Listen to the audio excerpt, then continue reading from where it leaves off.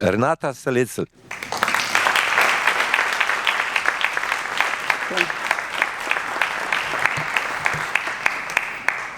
Thank you very much. Before I start with the theme that Blaž already mentioned, I will say a couple of words about what we are not talking about, and that is Henrietta's book. Henrietta just published, like a few weeks ago, Roadkill is the title of the book. It's a book which is kind of an anthropological, theoretical analysis of our obsession with cars. Now, I really don't like cars, although I drive a car, but after reading her book, I'm even more convinced that cars are not something to be in love with.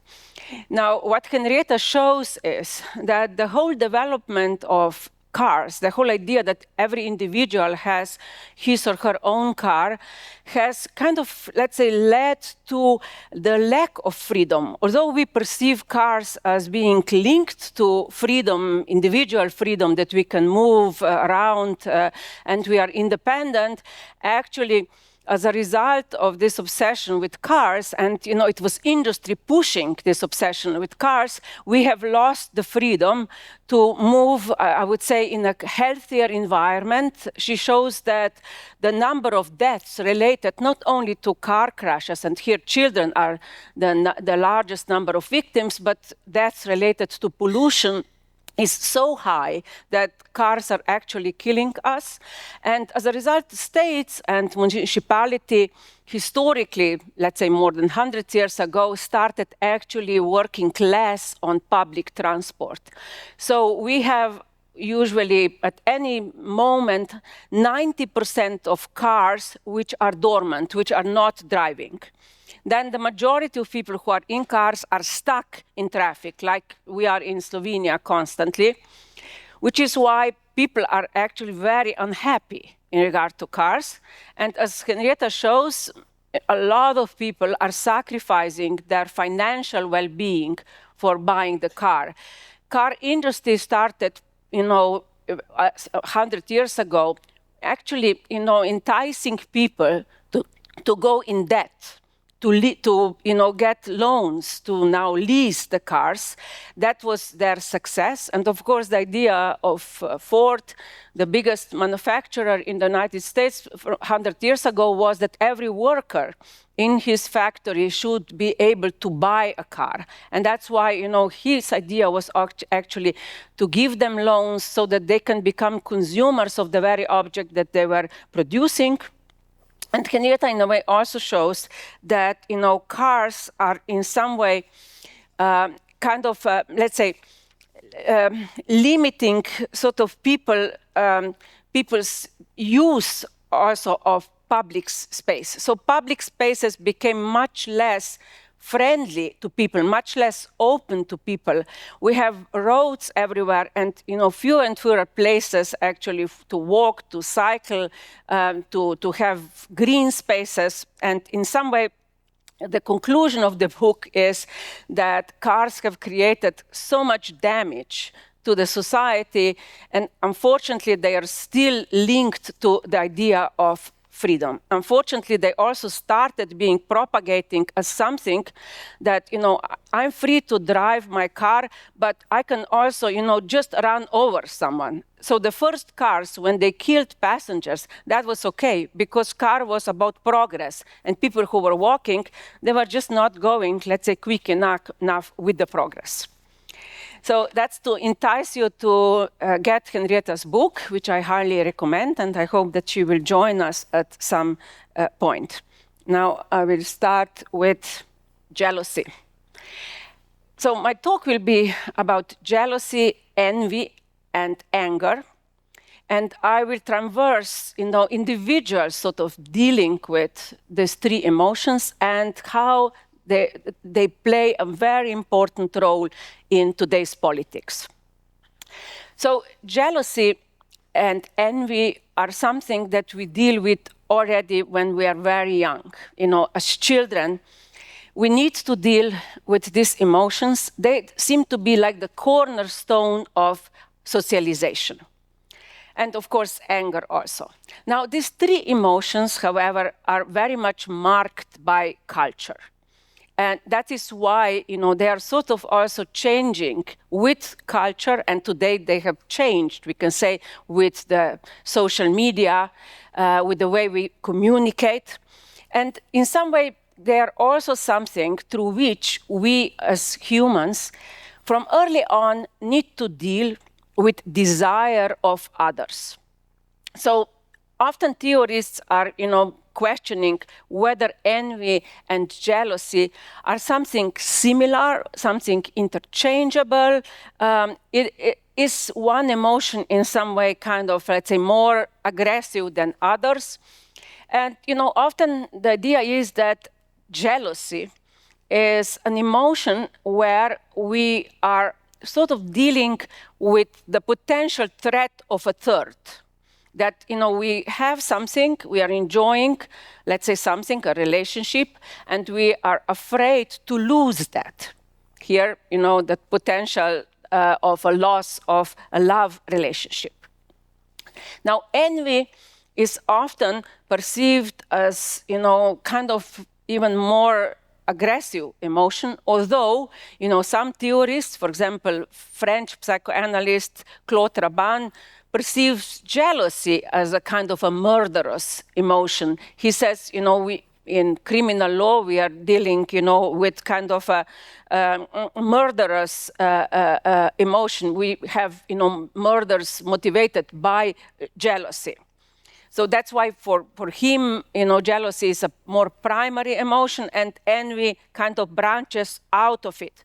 But many other psychoanalytic theorists perceive that envy is in some way more aggressive than jealousy. Now, we are sort of, let's say, as children, dealing already with, kind of an envious relationship, which Freud analyzed. Freud said, when a little child gets a brother or a sister and observes, the little baby, being nursed by the mother, it is not necessarily that the older sibling would also like to be nursed.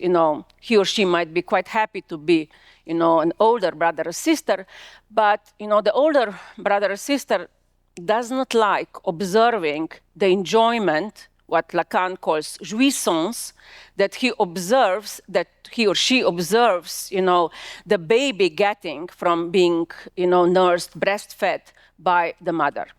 So in a way, the older child, would like to, in a way, kill the enjoyment that he or she perceives that the baby is getting. And now, this is like, let's say, one of the scheme where, one theory is that kind of a jealousy sort of has an element of the third, while envy is more a kind of a, dual relationship where, we want what the other has, or we don't want the other to enjoy what, he or she has. We have problems observing, for example, a success of others. But now I'm coming back to cars. Cars are kind of very much linked to envy. When we observe our neighbor having like a flashy car, maybe, such an art object like this one, or, like a sports car, it might be that this car stirs emotion of envy. So here we would not have jealousy, that, we are afraid that someone will take something from us. We are envious of the enjoyment that our neighbor is getting from the car. So let's say that we are not at all interested in sports cars. We don't even want to have a sports car for ourselves.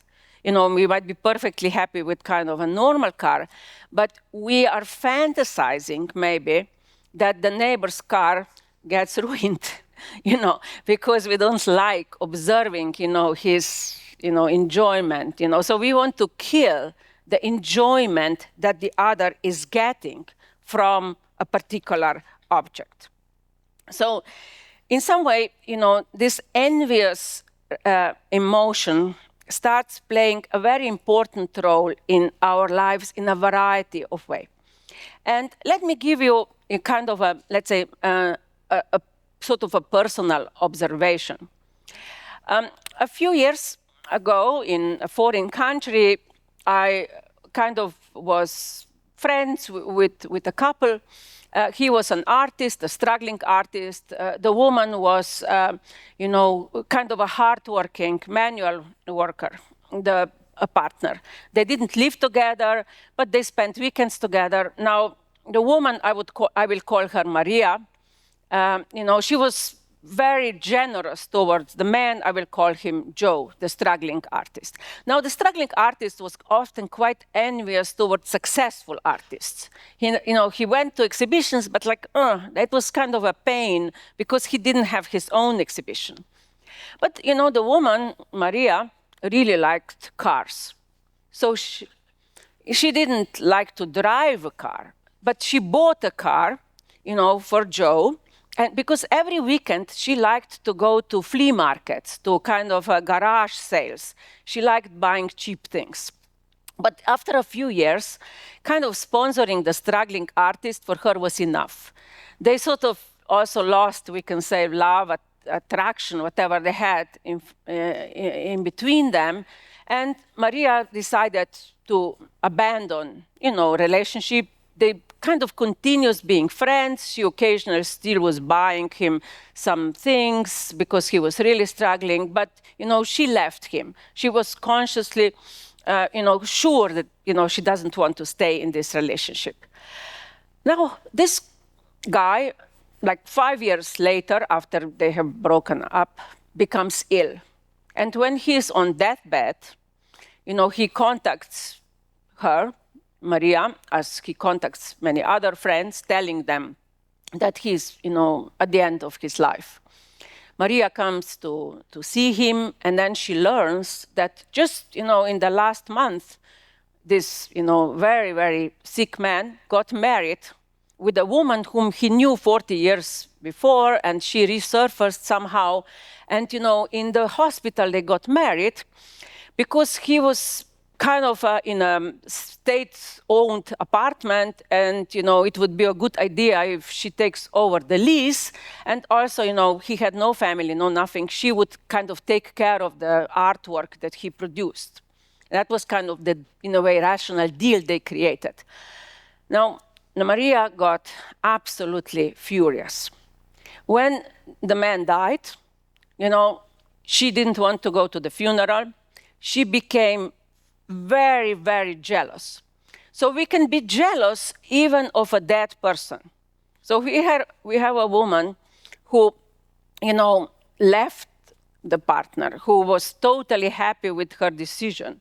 However, when he got married, just before dying, she became so full of rage and also jealousy towards the wife, although it appeared, to everyone that it was arranged marriage. She was jealous because she was questioning again, what did she mean in the eyes of this man? What was her symbolic status? So in jealousy, we often deal with the question of who am I for another? Which is why, sometimes a person might leave his or her partner, just to see, whether the person will, miss him or her. So, a woman might leave her partner, abandon the relationship, but then will ask friends, is he sad? And if, she hears that the man is not sad, she will be very sad.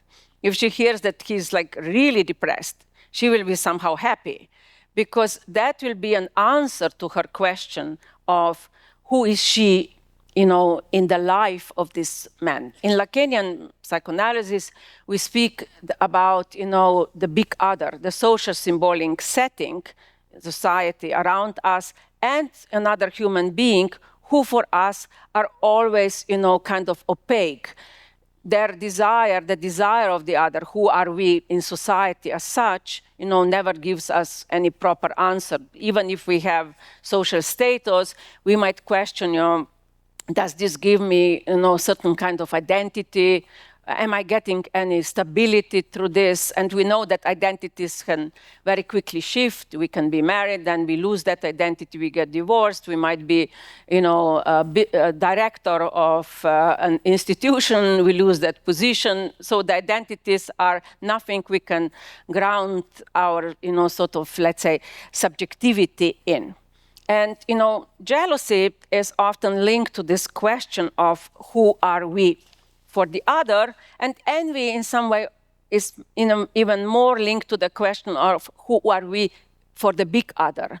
How are we, let's say, also symbolically recognized, which is why often people are envious of other people's achievements. Let's say someone gets a gold medal and another sports person might be kind of feeling envious towards that.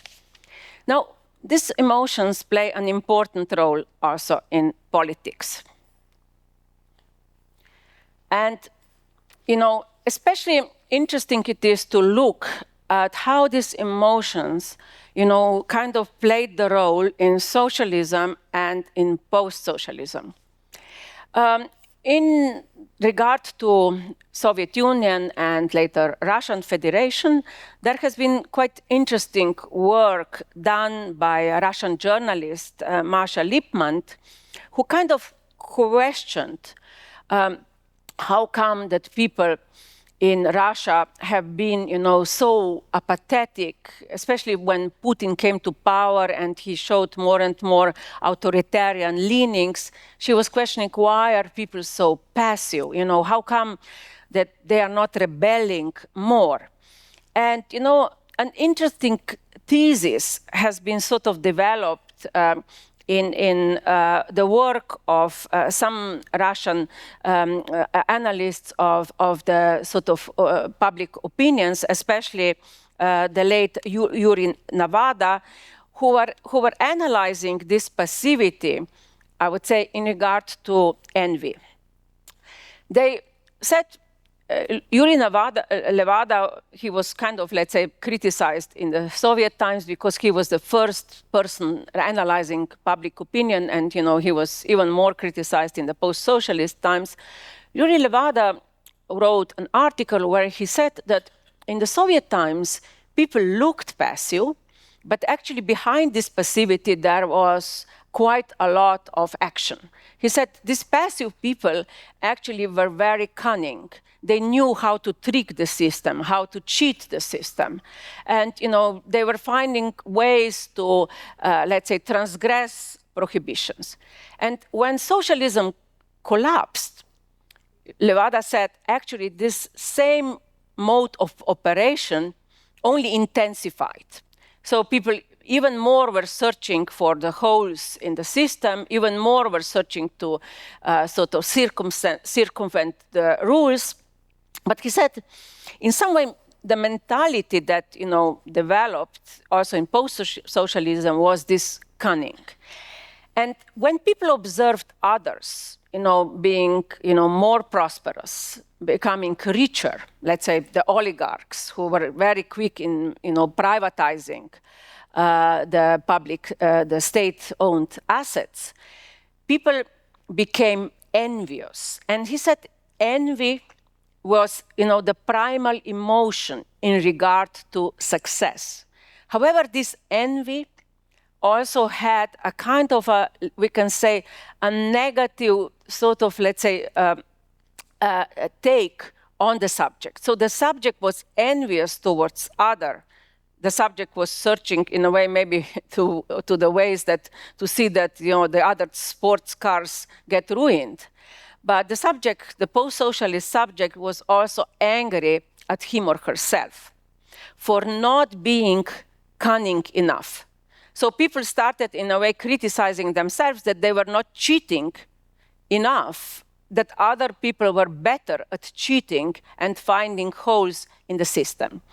And that was, a very interesting, I think, analysis, which Levada then linked to cynicism, that people had kind of a distrust in the regime, but they also started developing distrust, among themselves. So in some way, what was on the rise was envy, and also a total kind of disbelief in the system. People knew that leaders were lying to them, and in some way people also, started more and more lying to each other. In a country where there is no longer secret that lies and cheating lead to success, on the outside, it might look that people are passive and apathetic, but actually behind this outer, apathy, there is, even more of a kind of activity to find holes in the system, and, jealousy and envy become quite important emotions together also with anger. Now, when people expect also nothing but fraud, they are not ashamed when they are tricking the system themselves. And they actually become angry at themselves if they are too cynical, if they become, actually too idealistic. So in a way, jealousy, in a paradoxical way, functions as something that pacifies people. In some way, it helps them to confront, to kind of accept the system, that the system just functions in such a way that, whoever is the better cheater becomes more successful. Now, the emotions of envy and jealousy are often stirred also at times of big, social upheavals. One of the moments which all of us could have observed was the time of pandemics. Now, the pandemic time, in France, for example, opened up a lot of the debate about envy, especially after the famous writer Leila Slimani started writing about her, enjoyment in her country house during the lockdowns. This was the moment where people were, extremely angry and, some also kind of envious that some people are able, to sort of live in such nice houses. That's actually her house from the countryside. And, many others, majority, were locked in small apartments without even balconies.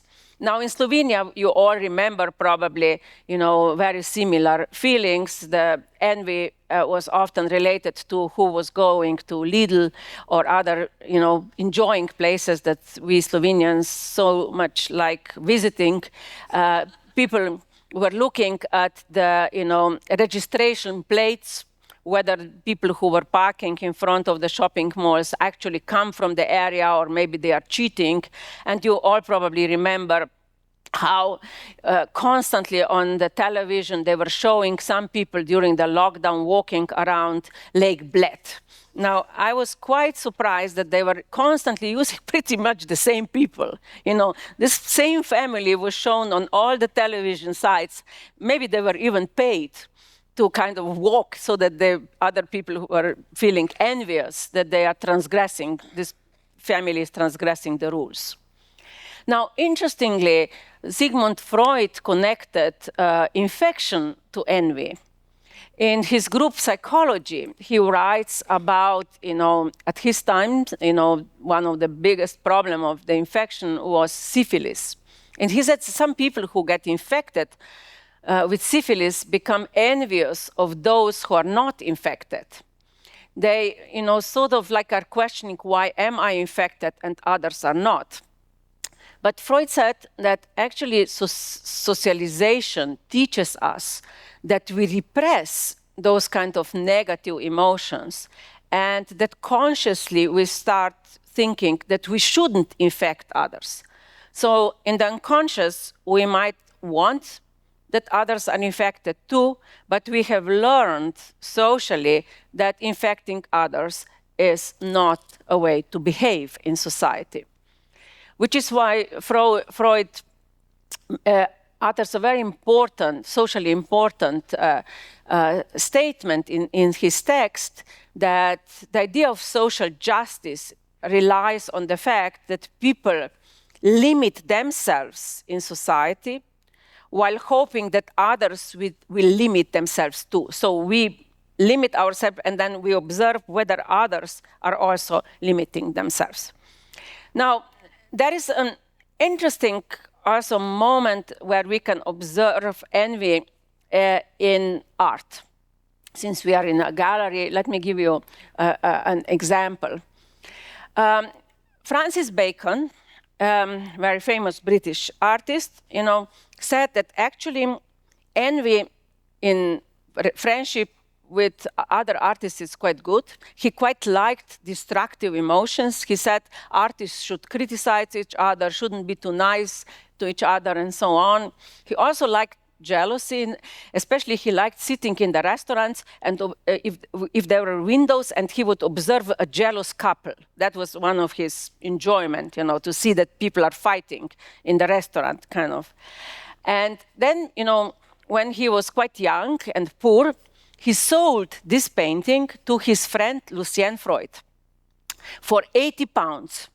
Now, Lucien Freud never exhibited it. He put it somewhere in his house. And when in 1985, Bacon became very famous, Tate Gallery, invited him to have a solo show. Bacon asked Lucien Freud if he can borrow this painting to show it at the exhibition. Lucien Freud said no. Why? Lucien Freud was envious that Bacon is having a big show and not himself. Now, when a few years later, Lucien Freud had his show, he invited to, after opening dinner, Francis Bacon, and Francis Bacon said no. The guys never spoke again. Now, Lucien Freud was a huge womanizer. He had 14 children with many different women. Most of them were either his model or his student. Lucien Freud didn't like his lovers to be painters. They were all art students, but he didn't want that they would paint and become successful when they were in a relationship with him. So he told his lovers that he enjoyed reading somewhere that Auguste Rodin, a French artist, when he started dating young artist Gwen Jones, told Gwen Jones that she shouldn't, create when she's in a relationship with an older artist, just enjoy being in the presence of such genius. So Lucien Freud said this to Celia Paul. Celia Paul was one of his student lovers, whom I happened to meet some years ago in London, and it was a coincidence why her son Frank was so interested in Slovenian theory, philosophy and psychoanalysis, that he wanted to learn Slovenian language. And Celia Paul wanted to ask me if that's a good idea. You can guess what I said. Now, Lucien Freud told Celia Paul that she shouldn't paint when she is in a relationship with him. Celia Paul said no and continued painting. Why? She said because she imagined that 25 years before, he said exactly the same thing to his then lover, Susie Boyd, who actually stopped painting and had like 5 children with him. But then, parallelly, he had 4 children with another artist, Catherine McAdam. Now, Celia Paul happily continued her work and is now perceived one of the best, portraitist artists, contemporary artists in Britain, and that's her painting, quite recent painting of her with Lucien Freud. Now, often we describe envy kind of being linked to color. Quite often we say that someone is green with envy. But, envy is also linked to yellow. Envy is kind of linked to something that is shiny like gold, which is why in The Great Gatsby, if you look at the film, you will see how much there is, this kind of a yellow car everywhere. And, in Russia, however, they are speaking that envy is, actually has 2 colors, white and black. Their idea is that white envy would be kind of a good envy. Let's say someone writes a book and I'm envious that the person wrote a book, which will give me the more energy that I finish my book a little bit quicker. But black envy would be that destructive envy that I want, the other's book to be ruined or get bad reviews or something. Masha Gessen, Russian-American journalist, wrote a couple of years ago that she felt that, when Ukraine in 2014 went through the Maidan revolution, and when they forced out of power the pro-Russian leader Viktor Yanukovych, at that time in Russia existed the white envy. People were feeling something like that, a revolution, a change of the regime might happen in Russia. And she said, actually, because that didn't happen, what we can observe is actually the turn to, in some way, kind of a black envy, black envy being the destructive envy towards another country, which unfortunately also led to actual violence and destruction during the attack on Ukraine. Now, while envy can sometimes lead to actual violence, jealousy sometimes actually might have a positive effect, which is why Birmingham philosophy professor Christensen says that envy and jealousy too shouldn't be taken only as negative emotions. He says that actually jealousy might be something that is essential for people to start understanding other people.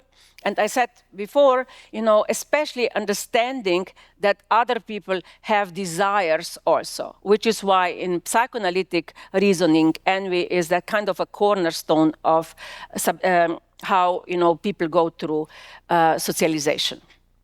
Now, in conclusion, let me come to the problem with anger. In psychoanalysis, anger is also perceived a very important emotion with which we deal already in childhood. Now, Freud argues that people are dealing with two types of, drives, kind of eros and thanatos, kind of the drive to life, the drive, erotic kind of drive, and drive which is sort of linked to death, destructive drive. Now, anger is sort of linked to the destructive drive. And Freud points out that in some way society teaches us to repress our aggression, to push it outside of our consciousness, which is then, often kind of resulting in guilt or some form of neurosis. However, anger then also kind of often resurfaces. It becomes, as Freud says, like an ego's rebellion against repression. Now, the child learns that his or her desires, desire and love and the search for sort of attention and so on, are not kind of often leading to kind of a positive resolution. And which means that, we need to deal that other people have other desires than what we want, that we are also not necessarily the object of other people's desire. And in some way, aggression often resurfaces, from this feeling of dissatisfaction. Aggression towards others sometimes, but quite often also aggression, anger towards ourselves. Now, a person, however, who, has learned to constantly suppress bad feelings to avoid rejection of others, eventually might, kind of develop chronic tension, psychosomatic pain, or emotional numbness. And here, post-Freudian psychoanalyst Donald Winnicott was, very clear in pointing out that anger is something quite important and even positive in childhood.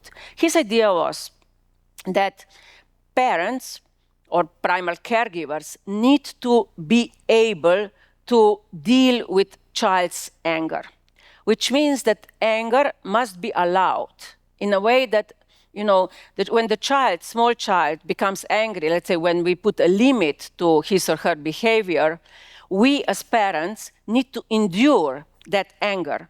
And the child learns that it is okay to be angry. In some way, what Winnicott calls good enough mother, mother can only be in some way good enough, provides space for child's destructive impulses without retaliation, which means that the child learns that anger is not so destructive or not in a way prohibited, that we can survive someone's anger. Now, if the child learns that his or her anger is not allowed, the child starts learning differently about anger, which means that later in life he or she will have different problems of putting his or her anger into words, or recognizing kind of the core of his or her anger. Now, where is the anger? Yeah, I like this image because it links also the greenery. Now, in later, more contemporary psychoanalytic writing, for example, Darian Leader, British psychoanalyst, points out that in today's time, we live too much in a kind of a therapeutic culture where, quite often people are taught to, learn anger management, that anger becomes sort of something quite often negatively taken. And we forget that anger often is linked to a particular kind of meaning. It's not simply a symptom. Now, he's also critical of kind of a false cheerfulness of the culture in which we live, where we need to constantly think positively. Now, the most contemporary work on anger is by British psychoanalyst Josh Cohen, entitled All the Rage. And Josh points out that there are 4 different types of anger, like a righteous anger, which we link to a certain belief, and we strongly believe that this is the right thing, and whatever others are doing is absolutely wrong, or they are evil, or whatever. Then, what he calls failed anger, where, anger is in a way kind of unacknowledged, might be sort of then turned inward. We become angry towards ourselves because we are not allowed to express it outside. Cynical anger, being, kind of an anger that is easily manipulated often in society, especially for political agitation, and easily used to steer social divisions, and usable anger. So his concluding point is that anger can be channeled, transformed in a constructive way in society. Now, authoritarian regimes thrive in offering a fantasy of restitution, kind of a promise to finally make someone pay for our, misfortune or what we are dissatisfied with, which is why, today we have righteous anger and that cynical anger on the rise. And at the end of my book, The Passion for Ignorance, I analyze, for example, people who are sharing fake news and conspiracy theories in which they don't believe because they enjoy steering anger of the other group, those who disagree with their beliefs, and of course to get likes from the people who are part of their group. Now, cynical rage is today, in a way, especially pronounced because we live in times where we less and less believe in kind of common ideals, where we have constant debate, what are facts, what is truth. Anger in some way thrives because disinformation corrodes trust today and meaning. So rage becomes a kind of a floating resource today, which is able to be captured by, sort of political forces of today. Especially, we can say social media today are creating the environment which cultivates this unreflective anger, and this anger becomes something profitable, something mobilizing. So social media economy, in some way, we can say, rewards outrage, and especially in a way kind of turns anger into a certain kind of commodity in society. The more anger we provoke, the more our posts are, for example, shared by the algorithms. So anger today, in a way, has been kind of drained often of meaning and turned into a spectacle in political situation. However, anger is something that can be politically used also for different purposes, which is why, let's say, privately, psychoanalysts say that we need to listen to anger, listen to kind of allow anger. We need to, in a way, put the anger that we are feeling as much as possible into words, maybe in our discussion with ourselves, but also with our, let's say, close family member. We allow to express anger, and also others hopefully can endure our anger. But in the social setting, democracy also relies on the possibility of articulating anger. Now here, at the very end, let me come to Hannah Arendt, who in her book on revolution speaks about the positive element of anger in political battles. Hannah Arendt says that when people live very deprived lives, let's say they are very poor, they are hungry, it is quite possible that their anger will be overwhelming. You know, it will become a rage, which can also sometimes easily turn into violence. However, she says that anger is often the moment when certain social injustice can suddenly become visible, which is why anger is not a negative emotion per se in the social setting. But Hannah Arendt points out that it is important to link anger to certain ideals. She's speaking about the ideas of justice, the ideas of equality, the ideas of rights, so that anger is articulated in the political sphere, and it's not just the rage, you know, which is sort of kind of working through the society.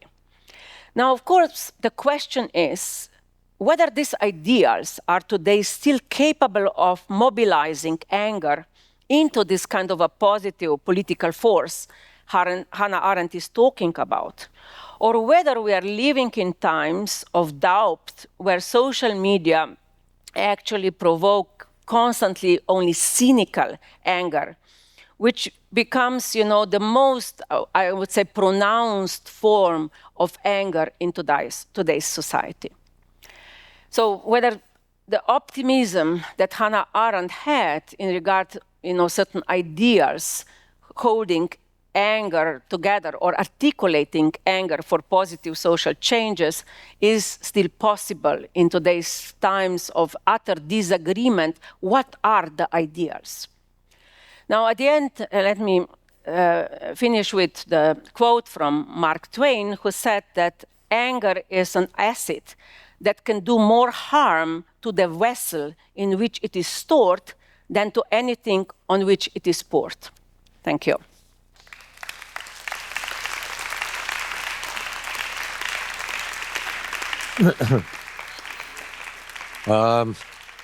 Če je kakšno vprašanje iz publike, prosim, kar postavite. Tukaj so naši.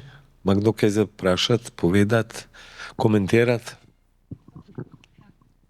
Thank you so much. This was really nice. Thank you. I maybe would like to go to the beginning of your talk, where you talked about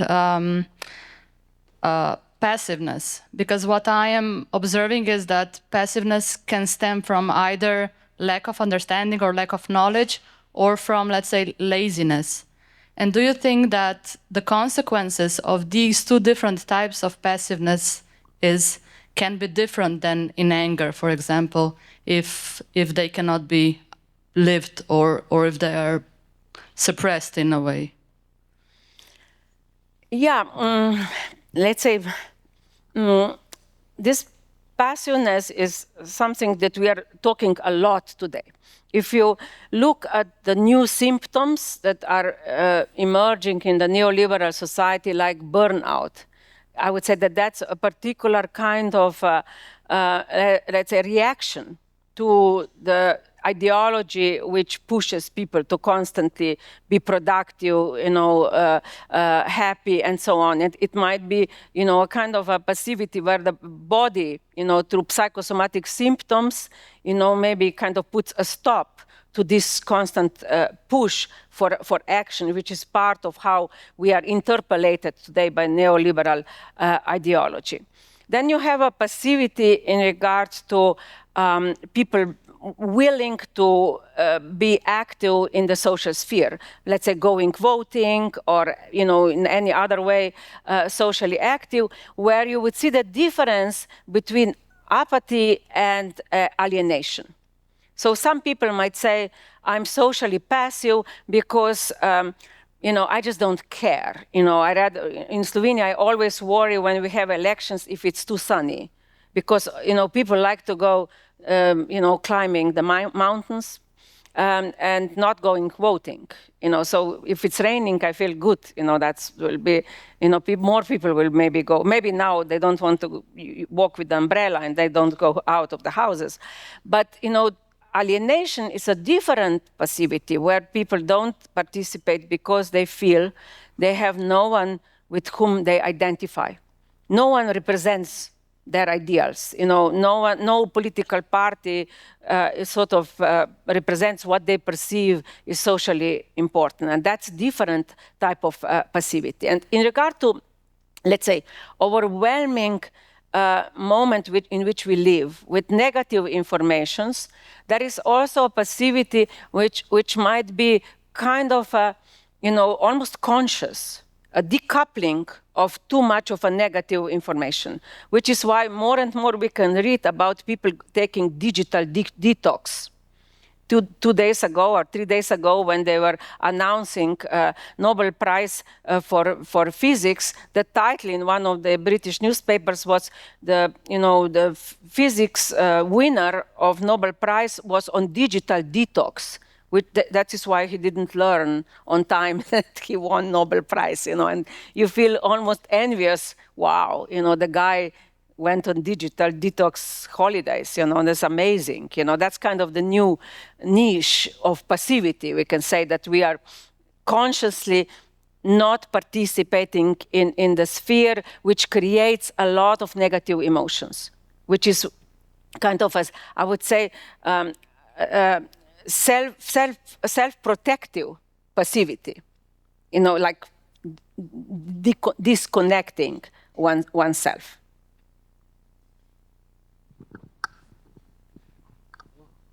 I have maybe just one comment. Yeah. It is so that anger became wrath, the wrath, zlo. Yeah. After, and if we know the famous film from 1940s, Grapes of Wrath, yeah, or Grapes of Anger, in fact, yeah. What are the grapes of wrath now for you?